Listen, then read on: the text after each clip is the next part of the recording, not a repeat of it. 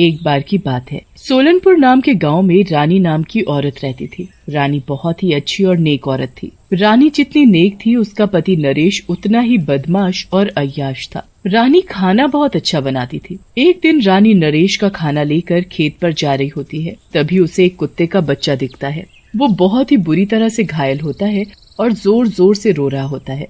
रानी उसके पास जाती है और उसे उठा लेती है। हे भगवान, इस छोटे से कुत्ते के बच्चे को कितनी बुरी तरह से मारा है, कितना डर रहा है ये। जैसे ही रानी उस कुत्ते के बच्चे को अपने हाथों में लेती है, वो रोना बंद कर देता है। ये देखकर रानी खुश हो जाती है और उसे जमीन पर रख देती है और उसे नरेश के खाने में से रोटी निकाल कर खाने को देती है। कुत्ता भी भूखा होने की वजह से रोटी खाने लगता है। ये देखकर रानी खुश हो जाती है और वहाँ से जाने लगती है, लेकिन कुत्ता रानी के पैरों से लिपट जाता है।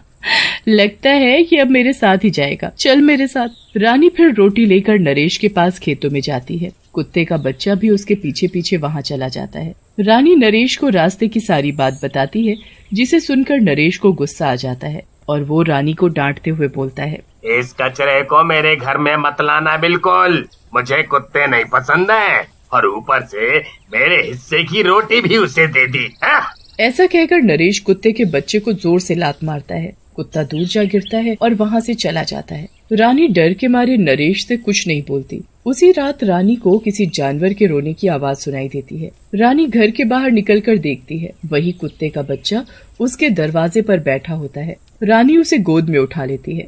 अरे बाबू, तू यहाँ भी चला आया, लेकिन मेरे पति तुझे पसंद नहीं करते, वो तुझे मारेंगे, तू यहाँ से चला जा। लेकिन वो कुत्ता वहाँ से नहीं जाता और रानी के पैरों में लेट जाता है। रानी कुत्ते के प्यार को देखकर अपने घर के सामने एक छोटा सा घर बना देती है और वहीं छोड़ देती है। धीरे धीरे समय बीतता जाता है।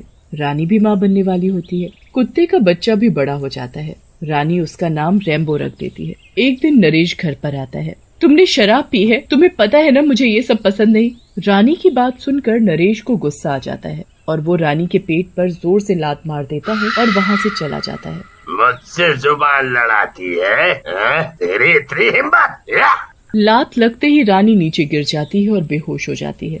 रैम्बो ये सब घर के बाहर से देख रहा होता है। नरेश के बाहर जाते ही वो रानी के पास आता है और जोर जोर से भौंकने लगता है। रैम्बो का भौंकना सुनकर गांव वाले वहां आ जाते हैं और रानी को डॉक्टर के पास ले जाते हैं। रानी की हालत देखकर डॉक्टर परेशान हो जाता है। ओह माय गॉड, इसकी हालत तो बेहद खराब है, पता नहीं बचेगी भी या नहीं। डॉक्टर की बात सुनकर वहाँ खड़ा रैम्बो डॉक्टर के पैरों में लेट जाता है। डॉक्टर रैम्बो और रानी के प्यार को देखकर हैरान रह जाता है। ओह, कितना प्यारा कुत्ता है ये। तुम चिंता मत करो, हम अपनी पूरी कोशिश करेंगे इसे बचाने की। फिर डॉक्टर रानी को लेकर ऑपरेशन थिएटर में चले जाते हैं। ऑपरेशन के बाद डॉक्टर कमरे से बाहर निकलते हैं और गांव वाले, जिसका नाम हरी होता है, उससे बोलते हैं, सॉरी हरी, हम केवल बच्चे को ही बचा पाए। इसकी माँ ज्यादा खून बहने की वजह से मर गई, लेकिन इसका पति नहीं दिख रहा। क्या बताएं डॉक्टर साहब, इसका पति तो एक नंबर का निकम्मा है, निकम्मा।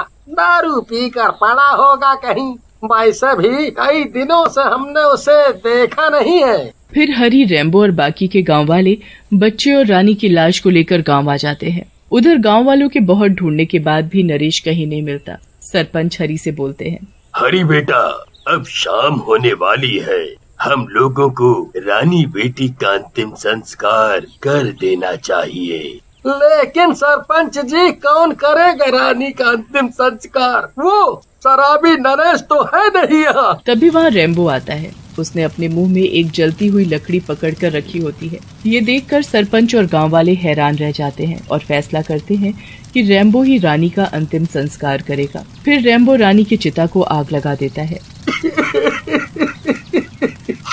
रानी बहन, क्या किस्मत लेकर आई है। जब तक जिंदा थी नरेश ने परेशान किया और मरने के बाद ये कुत्ता उनका अंतिम संस्कार कर रहा है।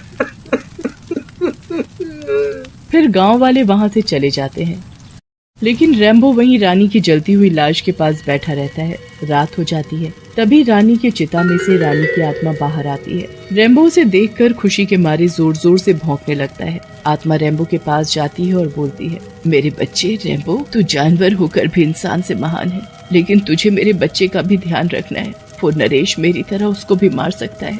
जा तू और मेरे दूसरे बेटे का ध्यान रख। ऐसा कहकर रानी की आत्मा वहाँ से गायब हो जाती है। उधर कई दिन बीत जाने के बाद नरेश वापस गाँव आता है। उसके साथ एक औरत होती है जिसका नाम कामिनी होता है। नरेश घर के अंदर जैसे ही घुसता है, वहाँ हरी और रेम्बो उसके बेटे के साथ बैठे होते हैं। नरेश को देखकर रेम्बो जोर जोर से भौंकने लगता है। ये कुत्ता यहाँ अंदर क्या कर रहा है? मैं कुछ दिन घर पर नहीं था तो ये कुत्ता घर के अंदर ही आ गया।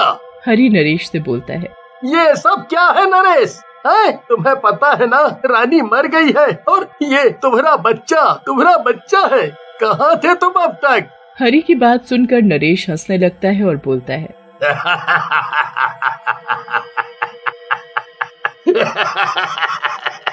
अरे बीवी मेरी मरी है, तुम क्यों दुखी हो? अच्छा हुआ मर गई। मैं तो वैसे ही अपनी कामिनी से शादी करने वाला था और ये पता नहीं किसका बच्चा है। कहीं हरी तुम ही तो इसके पिता नहीं? वैसे भी तुमने शादी तो की नहीं है। कितना गंदे आदमी हो तुम नरेश, अपने बेटे को ही नहीं पहचान रहे हो। अरे शर्म आनी चाहिए, मेरा बस चले तो तुम्हारा मुंह तोड़ दूं। तभी वहाँ खड़ी कामिनी बोलती है, नरेश सही तो कह रहे हैं हरी भैया, तुम्हें ऐसे नहीं बोलना चाहिए।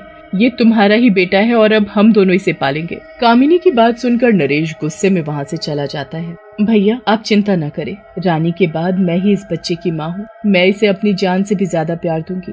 लाओ आप इसे मुझे दे दो। फिर कामिनी के कहने पर हरी बच्चे को कामिनी को दे देता है और वहाँ से चला जाता है। कामिनी बच्चे के साथ नरेश के पास जाती है। कामिनी ये तुमने क्या किया? इस बच्चे को अपने गले बांध लिया।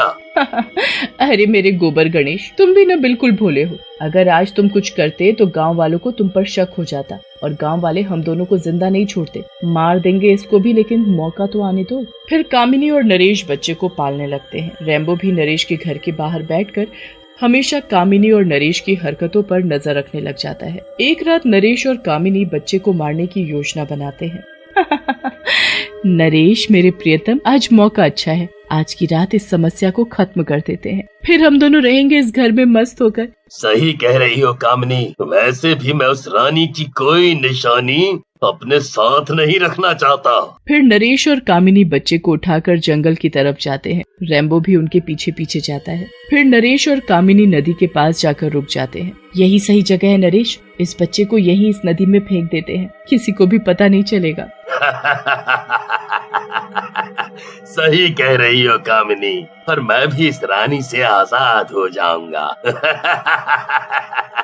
ऐसा कहकर नरेश बच्ची को नदी में फेंक देता है, लेकिन उनके पीछे चल रहा रेम्बो भी नदी में छलांग लगा देता है और बच्चे को लेकर तैरते हुए नदी से बाहर आ जाता है। अरे अरे कामिनी, इस कुत्ते ने तो इस बच्चे को बचा लिया। अब हम क्या करेंगे?